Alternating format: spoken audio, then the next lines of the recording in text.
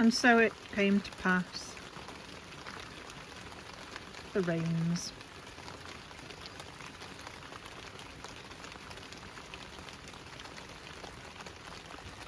But a nice dry in the awning.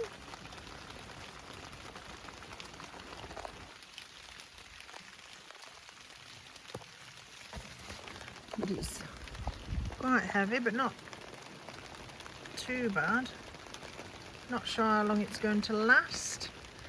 On the forecast it did say 4 till 6. But I've prepped for this abomination with the cooker and everything inside. Everything's there. The seat.